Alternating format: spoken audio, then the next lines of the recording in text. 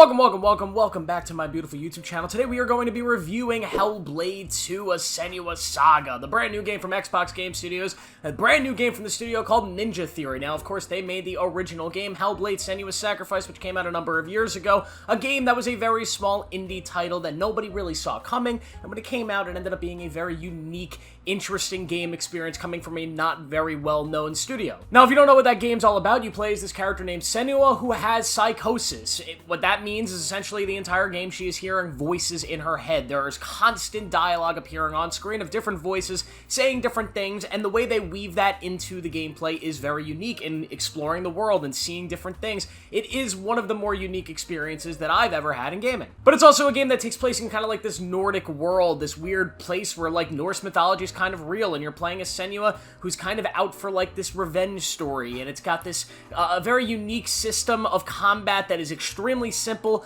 but for some reason just felt so satisfying at the time, and a really interesting story that goes somewhere unique with its ending. Now, a number of years later, I believe it's been 7 years, we finally have the sequel. This game was announced all the way back, I believe, in 2019, I want to say. I know it was announced when they announced the Xbox Series X. This was going to be one of the big staple titles of the brand new next-gen console, and it had one of the best kind of graphics trailer I've ever seen. It was kind of the trailer they used to sell, like, look at what this console is going to be able to do. And over the years, we've seen a lot of gameplay, but this game is finally out. I have sat down and played through it, and as you can tell by the title, this game is a tech demo. It is a glorified tech demo for a number of reasons, but although it is a tech demo and it's not really a game, so to say, I also really enjoyed it, and I am not going to be one of the other 50 reviewers on this, this platform shitting on this game. There's pretty much every gaming YouTuber I've seen has been shitting on this video game. Now, I am not particularly just a gaming YouTuber. I do everything here. So I have a kind of different perspective here as somebody who's not just constantly playing game after game after game,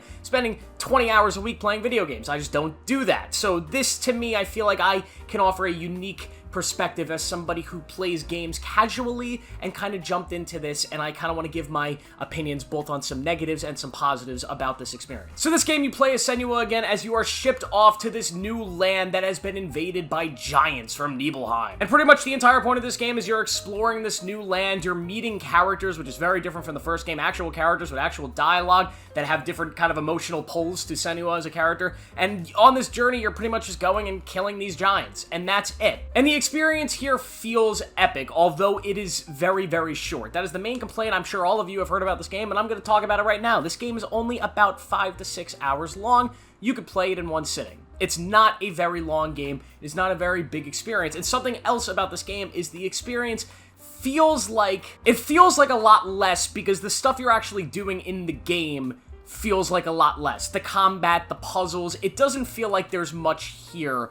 Even if a lot of what's here is satisfying, the combat never really changes, the puzzles never really change, so that short runtime feels short, and you feel like you there's a whole game missing. But some things I will say, although the short runtime, this game immediately from the get-go, when you're introduced to this world with its stunning graphics, and by the way, I just want to say this is one of, if not the best looking game that I have ever played. It is unbelievable to look at, and many of the set pieces early in the game, some sort of the fights with the people, your first introduction to this land, are very well done, and they really engage you back into the world of Senua and put you back in her mind of this psychosis. I like the puzzles, the grittiness of the world, this kind of world that you can clearly see has been destroyed by some sort of cataclysmic event with these giants. It is written all over the towns, all over the villages, all over just everything, and it is kind of, it's mesmerizing. It really mesmerizes you into the experience. And as the game goes on, there's a lot of downtime. There's a lot of moments where you're just walking forever. I mean, this is a Strand-type game at its core,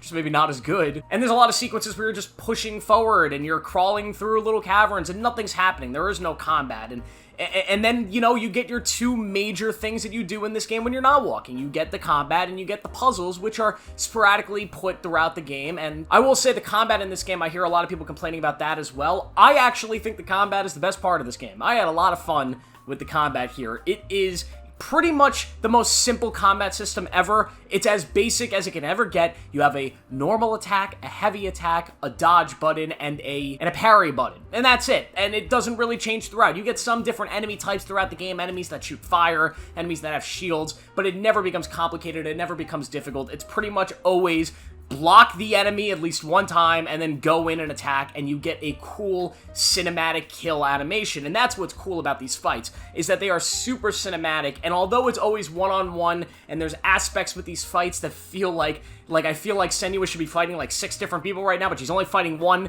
because the combat system they designed only allows you to fight one enemy at a time. There is a cinematic aspect to it that I just really love, something I've never really seen in a game. Like when you kill an enemy, another enemy might jump in and interact with the dead enemy's body, and people will be coming in and out of the fights, and like it's just very, very cool. Is it really organic or play like a typical video game? Like, is it mixed into a video game format the best possible way something like this could be done? No, not really. It feels like you're kind of watching a movie, playing a simple beat-em-up game, then back into a movie, and that's sort of how it feels, but it still is engaging, and it's a lot of fun, and although it did tire out towards the latter act of the game, I just always enjoyed the combat. It was satisfying for me, and I felt like a badass playing the game. And this might also be, I just want to make something clear, I've currently been playing through all the Final Fantasy games, so I spent the last 3 months playing turn-based combat, and more turn-based combat, and even more turn-based combat. So to have something simplified and just basic action, like I'm hitting one button and feeling like a badass, I enjoyed it. You might not. You might want something more crazy. That's on you, but I'm letting you know right now, if you just want to feel like a badass and feel satisfied, this will do it for you. But by the end of the game, which is a very short game, it might dry up. The puzzles here are also, I mean, I'm not a big puzzle guy in video games. There's some games that do them really well, and they make me feel very smart, and they make me think, but not like to the point of frustration. Like I always think the Uncharted games do a really good job with the puzzles. This game's puzzles are not incorporated into the story or the world well enough that I did get frustrated at times with some of the ones that were not difficult. None of these puzzles are difficult, but some of them are just kind of stupid and just require you to just do things over and over and over and over that are just mundane and boring. And I got frustrated doing them just because they felt like we need to draw out the runtime of this game that's already extremely short, so we're gonna put in a puzzle that's going to take you about 15 minutes to do, even though it's the most simple puzzle in the world. And because of that, they ended up being my least favorite parts of the game. But there are moments in some of these puzzles that work. There are creative sort of aspects and designs in some of them that I thought were okay, but for the most part, I could have done without them. But yet again, I'm not a big puzzle guy in video games. And then there are a couple big set-piece moments in the game. There's 2 specifically I've heard most people talking about, none of which are at the end of the game. If you've heard a lot of the reviews that the ending of this game is kind of anticlimactic, I would agree. I'll talk about that more in a second, but there are 2 very, very big set-piece sections that kind of felt like they almost felt like a boss fight from, like, the Arkham games, like an Arkham City or an Arkham Asylum game. They were just very big, very well designed. You could tell that a lot of time went into designing those games, both visually and just what you're doing. Those were the best parts of the game. I thoroughly enjoyed those. But then, yeah, the ending of this game, it just kind of ends. It kind of sets you up that you're going to be doing this last big thing, and that last big thing just never really happens. And I think the main reason is because there's going to be a 3rd game. There's already talks that they're in development on a Hellblade 3. I have a theory. I think that they have one very large version of Hellblade 2 that has like another 5, 6, 7 hours of gameplay and is more of a complete game, but at some point they decided to split it up into 2 games. I might be completely offbeat here, but by the time I got to the end of this game, I was just wondering how, I mean, this game was in development for 7 years, and I understand Ninja Theory is a smaller studio. This is not a Naughty Dog. This is not a major, like, you know, Sony Santa Monica studio that has like hundreds of people. I get that. I completely understand. But 7 years, and this game does not have a lot. It has like 2 huge set pieces, a couple smaller set pieces, and then a lot of just walking through dark environments. And that's why, like, I feel like there's more of a story here that will maybe come out and maybe be leaked, but I'm very interested to see what Hellblade 3 will eventually be, because I have a feeling that game's going to be a little bit bigger. Maybe I'm wrong. Some other little things I love about this game, I really, really love the sound design, and of course the first game got a lot of praise for that. It's great here. The voices in your head, how the dialogue with other characters kind of interacts with the Psychosis voices in your head, it's all done super well. It makes you feel like uneasy, and it sort of isolates you. It makes you feel like you're never actually existing in this world that you're playing in a weird way. So like when Senua was actually talking with characters and walking around and interacting with them, you don't feel like you're actually interacting with them. You feel like you are in your own mind of Senua, and you're questioning the reality of things. I thought that was cool. That's a really neat thing that they were able to pull off. I think a lot of the lighting and a lot of that stuff is good. The cutscenes, there's one weird thing with the cutscenes. I saw another reviewer say something about this before I played the game, and then I noticed it.